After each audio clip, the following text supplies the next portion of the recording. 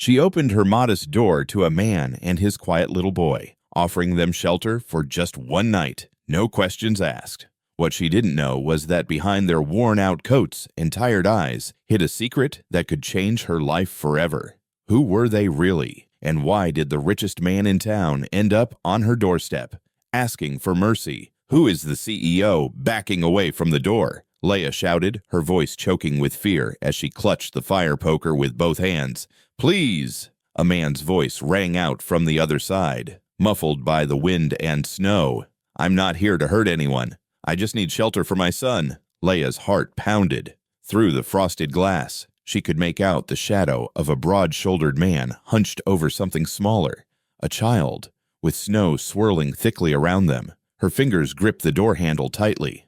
I don't let strangers in, she snapped, especially men. There was a pause.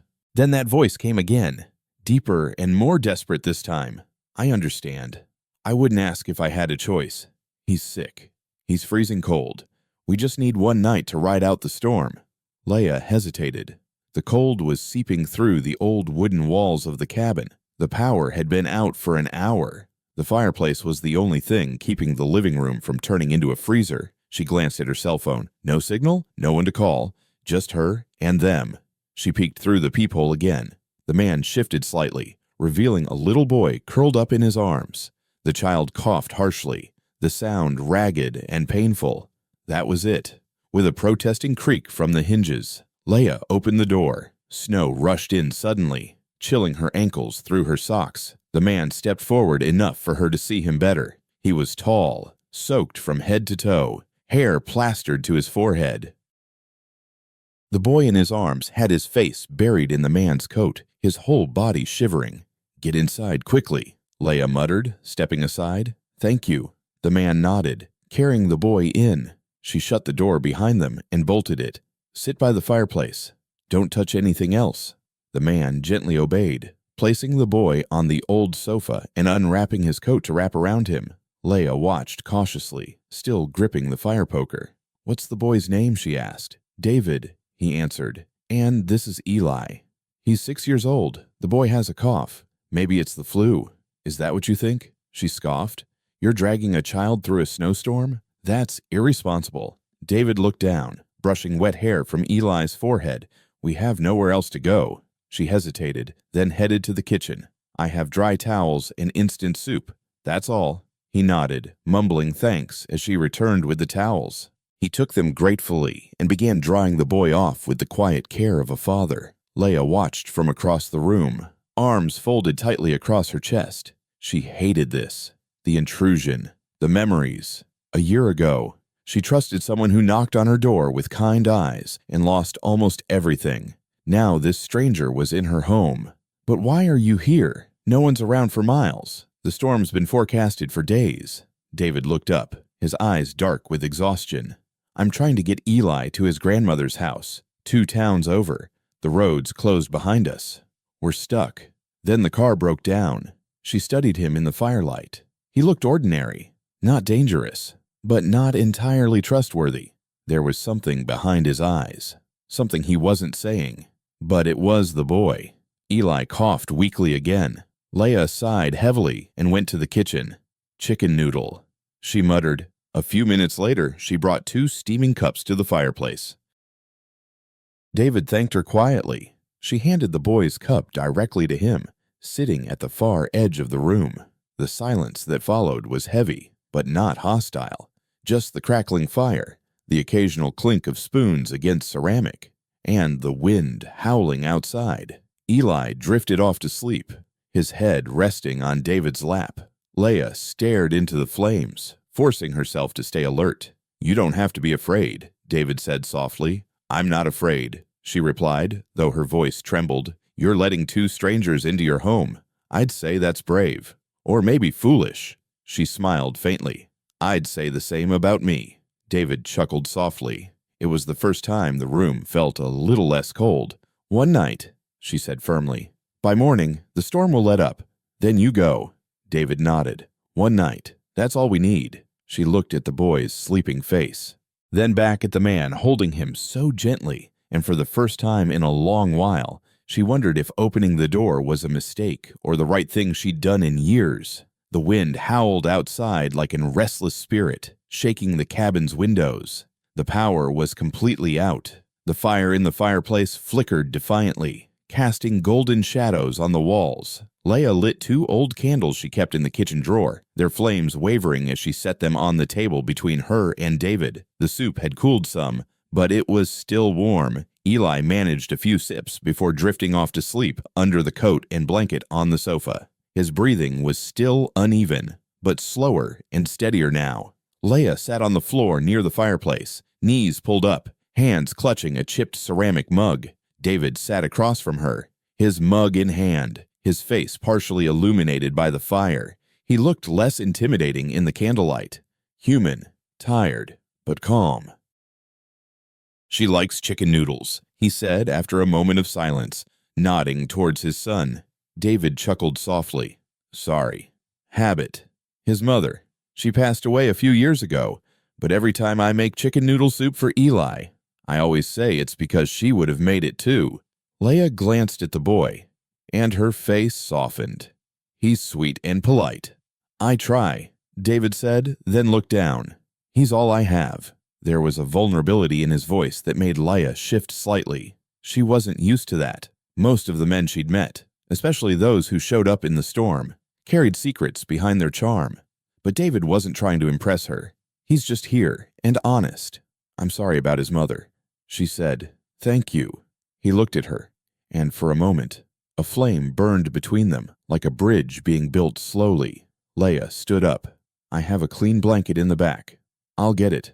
She walked down the hall, past the creaking floorboards to her linen closet. She paused as she reached for her softest one, the quilt her grandmother had made years ago. It was white with small blue flowers. She rarely used it, always keeping it neatly folded at the top of the stack. She sighed, then pulled it down. When she returned to the living room, she stopped in the doorway. David was sitting on the floor next to Eli.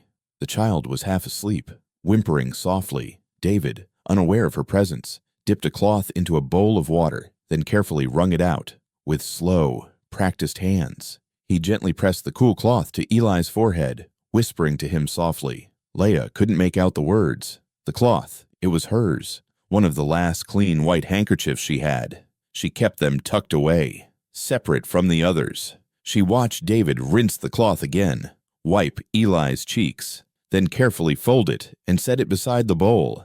Then he stood, went to the kitchen, and washed the cloth before putting it back exactly as she'd kept it. He never noticed her watching. Leia looked down at the blanket in her hands, then slowly stepped into the room. "Here," she said gently, handing it to him. David turned, looking a bit startled. "It's beautiful. Really warm," he replied. "And clean." He took it, his hand brushing lightly against hers. "Thank you." She sat down by the fireplace, but this time a little closer. By the fireplace, but this time a little closer. For the first time in a long while, the room was filled with something more than just people, a sense of presence, of peace. As David sat down beside his son and adjusted the blanket over the little boy's body, he glanced at Leia. "You didn't have to let us in," he said gently. "I know. You didn't have to feed us or give us your best blanket or pretend not to be scared." She looked at him, her voice just a whisper. "I'm not pretending." He smiled, a faint but genuine one. "Still," he added, "thank you for everything. I'll never forget tonight." Then no one said anything more. The fire crackled, the wind howled, but in the heart of the storm, the little cabin glowed softly and warm for the night. The snow hadn't stopped falling. By morning, the world outside the cabin was buried in a thick, silent white. The roads were invisible under the blizzard. Trees groaned under the weight of the snow. Even the faint tracks from last night had vanished. Leia stepped out onto the porch, bundled in her thick coat, staring up at the sky. All she saw was white. "They say the county might not clear the roads until tomorrow," she said as she stepped back inside the cabin. David looked up from feeding Eli warm soup. "Then we're stuck here." She nodded. "At least one more night." He met her eyes. "Let's make the best of it." That day, they fell into a rhythm neither expected. David volunteered to chop wood, swinging the axe with strong, precise strokes behind the cabin. Leah, surprised by his strength and accuracy, watched from the front window before turning back to the kitchen. She mixed fresh dough for biscuits and started a pot of homemade chicken soup, the aroma of thyme and garlic filling the air. When a leak appeared near the back door, David fixed it with tools he borrowed from her old shed, carefully climbing the shaky ladder. He repaired the bedroom door hinge without asking and reinforced the coat hook by the entryway, smiling as Leah raised an eyebrow. "You're handy," she remarked. "Years of fixing things I couldn't afford to replace." He replied. Eli's cough lingered through the morning. His forehead felt warm again. Leah didn't hesitate. She brewed ginger tea with honey, cooled it to a safe temperature, and handed the cup to him. "Take a sip." She soaked a cloth in warm water, gently checking his temperature with her fingers. When he got restless, she pulled out a faded, well-loved stuffed bear from a box in her bedroom. She sat beside him on the sofa, whispering stories and stroking his cheek. "It's okay." "Sweetie," she whispered, brushing his hair. "We'll get you feeling better." David, quietly watching from the kitchen, said nothing, but his jaw tightened. He was used to doing it all, being the dad, the mom, the protector, and the provider.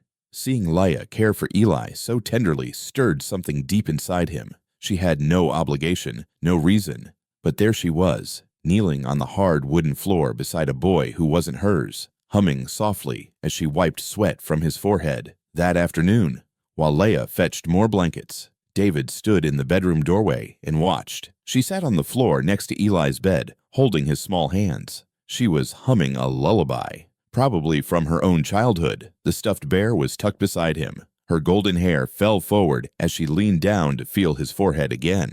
Every gesture was full of care and presence. David's throat tightened. He turned away before she could see his eyes welling up. That evening, as the wind howled outside and the house glowed with firelight, the three of them gathered in the living room. Leah told a fairy tale about a brave girl who tamed a snowstorm with kindness. Her voice echoed through the room, and Eli clapped when she finished. David made paper animals from scraps, his efforts clumsy but endearing. Eli giggled as a paper deer with crooked antlers toppled over. Then Eli pulled out a small notebook and some colored pencils Leah had given him. He drew furiously, tongue sticking out in concentration. When he was done, he tore out the page and held it up proudly. "This is you," he said, pointing to a blurry golden figure, opening the door. The drawing was of a snow-covered cabin. A tall man and a small boy stood outside. A woman, Leah, opened the door, with golden light spilling out behind her. He taped it to the wall with a spare strip. "This is my second home," he declared. Leah stared at the drawing, speechless. David looked at her, not with gratitude this time, but with something deeper. The way her fingers stroked Eli's hair, the warmth she brought to everything she did, her quiet strength. He smiled, and for the first time in a very long time, he felt the fragile, scary beginning of something he hadn't allowed himself to feel in years. Hope. It's over. The storm had passed. A weak sun rose behind the clouds, casting a grayish silver glow over the snow-covered trees. Leah stood in the cabin doorway, wrapped in her thick coat and scarf, her work boots crunching lightly on the porch. The air was still bitterly cold, but clear enough that the roads might finally be plowed. Inside, David and Eli were still asleep, curled up together on the sofa, breathing softly in the morning light. Leah hesitated at the door. She wanted to say something, anything, asking if they'd still be there when she got back, inviting them to stay another night. But the words stuck in her throat. This was her first shift back after several days off. She couldn't miss it. So, she left the fire going, added more wood to the stove, and left a small note on the kitchen counter, back by 4 o'clock. "Make yourselves at home." As she arrived at the town diner where she worked part-time, her thoughts kept drifting back to them. Every time the bell on the front door jingled, she looked up. But it was never David, never Eli. And when her shift ended, she practically ran to catch the shuttle back up the mountain. The sky turned orange as she reached her cabin. The porch was quiet, no footprints in the fresh snow, No giggles from inside. Her heart sank. She pushed the door open. The fire had died down but was still alive. The blankets were neatly folded. The blankets were neatly folded. The dishes in the sink had been washed and dried. The room was clean. Almost untouched, they were gone. A sharp pain surged in her chest. On the table, there was a folded note held down by something small and shiny. She slowly approached. It was a cream-colored paper with faint lines. Her name wasn't on it, but she knew it was for her. She opened it. "Thank you for the warmth, for the kindness, for reminding me that people like you still exist in this world. I'll never forget that." No signature, just a line below in soft, almost hesitant handwriting. "You've helped more than you know." Beside the note, there was a black card. No name, no bank info, just a small chip and a strip of numbers. She picked it up, her heart pounding. It felt heavier than a regular credit card, sleek and mysterious. A black card, the kind only the ultra-wealthy have. She stared at it, stunned. First came confusion, then doubt, then something she couldn't quite name. She slowly set it down and sat on the edge of the sofa where David had sat storytelling with his son the night before. Her fingers clutched the note. He'd left without a goodbye, without an explanation, without a word for what was starting to build in her chest. She hadn't expected it to hurt this much. She thought she'd feel relieved, have space to breathe. The house was back to her. But instead, she felt a sharp ache, like someone had opened a door in her heart and slipped away before she knew they'd entered. Her eyes burned. The house was silent, and for the first time in a long while, Leah cried, not out of fear, not out of pain, but from the hurt of losing something she never expected to find, and not knowing if she'd ever see it again. The next morning, Leah stood in line at the only bank in town, clutching the mysterious black card in her coat pocket. Her breath fogged up the glass doors as she waited to be called. All the way there, her mind had been battling. One side screamed to use it, the other held tight to what she'd always clung to, her pride. When her number was called, she approached the counter with hesitant steps. "I found this," she said, gently placing the card on the counter. "I just want to know who it belongs to." The teller looked at her curiously, but typed in a few numbers. After a few seconds, her eyebrows raised slightly. "This is a private account," the woman said carefully. "No name is publicly attached. High status. I can't disclose details, but whoever gave this to you must trust you a lot." "I don't want the money," Leah said quickly. "I'm not here to use it. I just need to know." The woman nodded slowly and slid the card back across the counter. Leah left with more questions than answers, and she tucked the card into a drawer, unopened and untouched. Days turned into weeks. The snow began to melt, the wind softened, and the nights grew quieter. Leah returned to her routine, patching up the cabin, working at the library 2 days a week, and picking up shifts at the diner when she could. But everything felt dimmer. The laughter from that stormy night still echoed in her. The image of a dark-haired man sitting by the fire, making paper animals for his son, lingered too, making paper animals for his son too. She found herself waking in the night, staring at the door, half expecting to hear a knock. Then, one Monday morning, things got worse. "I'll get it." She walked down the hallway, through the creaking wooden floors to her linen closet. She went to the small-town library only to see a sign on the door, closed indefinitely. Funding cuts. Inside, her supervisor was boxing up the last books. "They've pulled the plug in rural areas. We can't do anything about it anymore." She walked home that day with numb legs. We couldn't do anything about it. She walked home that day with numb legs. Each step felt heavier than the last. 2 jobs lost in less than 3 months. No family, no support, and the bills were piling up. By the end of the week, her woodpile was empty. Her woodpile was empty. The fridge was half empty. Her savings account was down to under $20. She tried selling crafts online, even her old typewriter, but nothing panned out. The silence in the cabin grew heavier with each passing day. Then came the letter. It arrived on a Thursday afternoon, slipped under her door in a thick cream envelope. Her name was written in elegant, careful handwriting. She slowly opened it. Inside was a one-page letter printed on fine stationery. Dear Ms. Leah Thompson, we are pleased to invite you to a private interview for the newly established community outreach program at RN Holdings. We're seeking individuals with rare character, strong values, and a demonstrated capacity for compassion. Your name was personally recommended. Please come to our downtown offices at the time indicated below. We've arranged transportation on your behalf. Sincerely, David Rivera, CEO of RN Holdings. Her hands trembled. She read it over and over. David. She sank onto the edge of the sofa, the same spot where he'd sat with Eli. She pressed the letter to her chest, taking a deep breath. He remembered, and he'd found her. She didn't know what this interview was, or why now, or why he was reaching out after all this time. But one thing was certain, her story with David wasn't over. Leah stood in the lobby of the gleaming glass building, the polished marble floor reflecting her boots, still speckled with mud from the mountain road. The ceiling soared above her, lit with golden lights, and the people around her moved with quiet purpose in sleek suits and sharp heels. She felt like a stranger in a foreign land. Clutching the invitation letter in one hand, she approached the reception desk. I have an appointment with RNH Holdings. My name is Leah Thompson. The receptionist nodded and smiled warmly. Yes, we're expecting you. Please take the elevator to the 32nd floor. Mr. Rivera will meet you there personally. Leah blinked. Mr. Rivera. Yes, the receptionist said, dialing something on her headset. He's the CEO. She stepped into the elevator, her heart racing.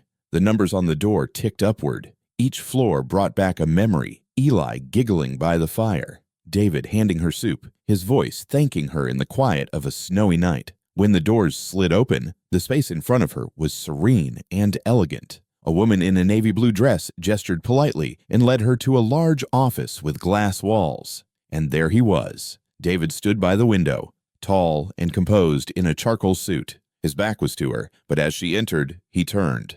Their eyes met. Time paused for a moment. He smiled. Warm, steady, familiar. Leah. She inhaled sharply. David. He stepped forward, his hands relaxed at his sides. He looked the same, but different. Stronger in some way, more in control, yet still with that quiet kindness in his eyes. I wondered if you'd come. He said, You invited me. She replied, her voice soft. I hoped you would, he said gently, then gestured to a seat near the window. Please, have a seat. She lowered herself into the chair, gripping the sides slightly. He stepped to a nearby shelf, pulled out a flat folder, and handed it to her. Inside was a single sheet, a child's drawing of a log cabin in the snow, a tall man, a small boy, and a blonde woman opening the door. Her eyes widened. You kept it, she whispered. I took it. David admitted, that morning. I knew Eli wanted me to. That night. He called you our angel. I wanted to keep a piece of what that night meant. She looked up at him. Now. David sat across from her, leaning forward. I didn't tell you who I was. I wasn't planning to be there that night, but I've spent the last month trying to find a way to repay what I couldn't. Leah shook her head slowly. The meaning of that night. She looked up at him. I didn't do anything special. You gave us shelter and dignity. You brought Eli warmth and safety when we had neither. And you gave me something I thought I'd lost forever hope.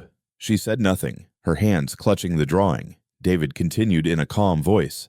I used to think the only way to build something lasting was through power and control, but you reminded me what real strength is quiet, brave, kind. I've built a community outreach program, focusing on education and rural aid, all stemming from that night.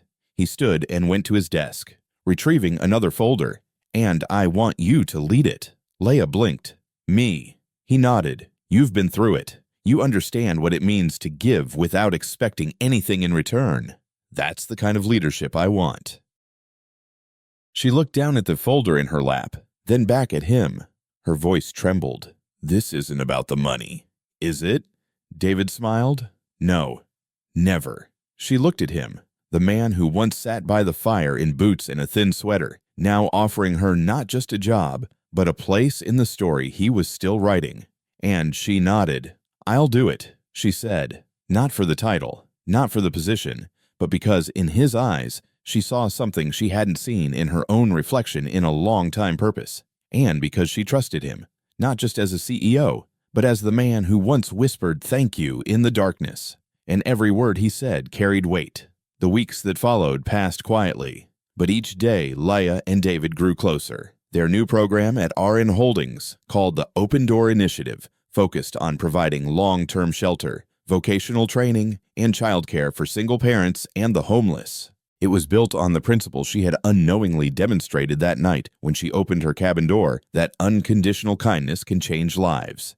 In every meeting room, every site visit, every late-night email exchange, they stood side by side. They argued passionately. David was practical and results-oriented. Leah was empathetic and fiercely protective of every voice. Sometimes they clashed, but they always listened and ultimately found a path forward that balanced integrity and heart. Leah had never felt so seen. Each morning, a cup of coffee waited on her desk, just how she liked it. 2 sugars, no cream, with a sprinkle of cinnamon. David never mentioned it, but she noticed. There were nights they worked late, reviewing proposals and discussing complex logistics. Other nights, he'd quietly walk her to her car, their shoulders brushing in the dark. Still, nothing was said about what was growing between them, only glances and gestures that spoke louder than words dared. Then came the gala, a major event held at the company's main venue, a renovated warehouse turned into a modern hub. Sponsors, press, city officials, and non-profit leaders were in attendance.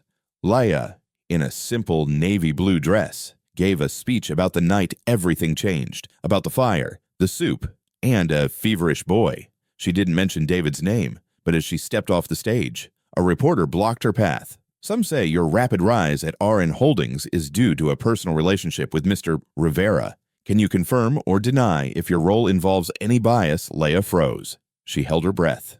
Her hands trembled slightly, but she stood firm. I was offered this position based on... She never finished. David stepped forward calmly, but purposefully, his voice steady as he addressed the small crowd that had gathered. "If I may," he said, placing a firm hand on Leah's back. Then, without hesitation, he gently took her hand and turned to the room. "The woman standing beside me changed the course of my life. When I had nothing, no power, no title, she gave my son and me a place to stay without asking for anything in return." He looked at Leah, and something flashed between them that silenced even the most skeptical reporter. She didn't see a CEO or an influential man. She saw 2 people in need and opened the door. Everything we've built here stems from that moment. And if this company has done anything good since then, it's because of her kind heart. Silence enveloped them, followed by applause. Leah looked down at their clasped hands, still warm and steady. She didn't know when he had reached for her or why her heart felt like it was about to burst from something so full it couldn't be contained.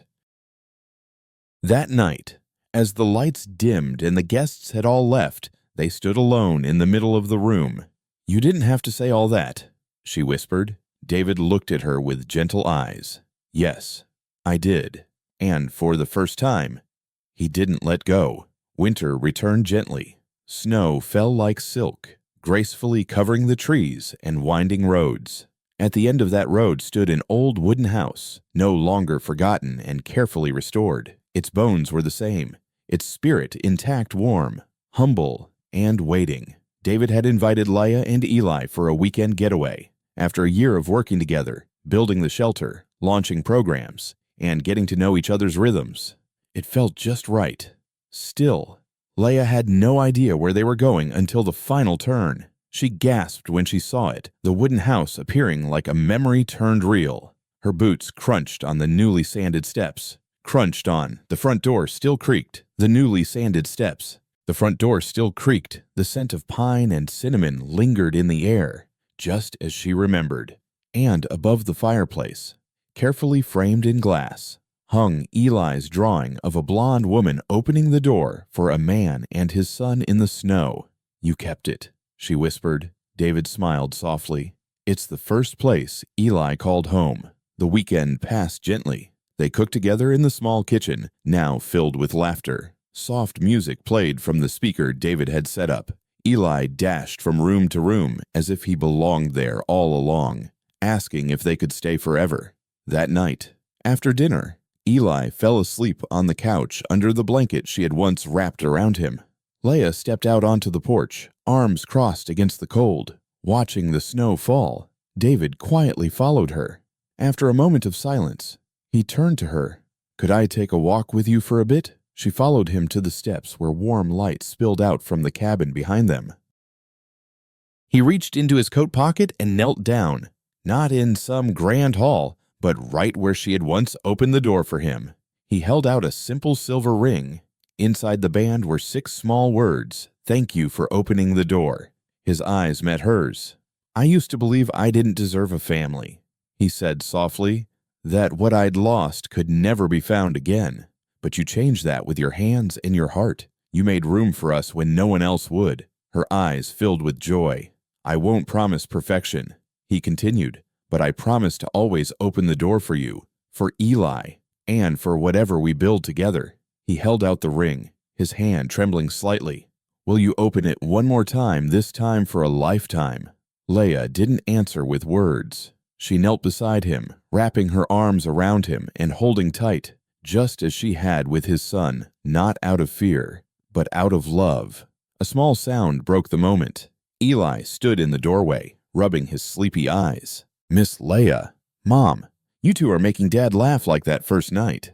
David chuckled and hugged Leah closer. She wiped away her tears and looked at the boy who had unwittingly stitched their lives back together, then at the man who had finally come home. The snow kept falling around them, soft and quiet. No big crowds, no dazzling lights, just a door that had opened in the storm and never closed again. Sometimes, the most beautiful beginnings come from something as simple as opening a door. If this story made you feel something, a lump in your throat, a memory stirred, a glimpse of yourself in their pain, maybe it's because we've all longed to be seen, to be forgiven, to be chosen even when we're flawed. So take this story with you. Let it remind you that people can change, hearts can heal, and love, real love, often shows up when we least expect it. Maybe the next time someone reaches out in vulnerability, we'll be brave enough to stay. And if stories like this move you too, come join us. At Touching Tales Hub, we share heartwarming stories that don't just entertain but make you feel.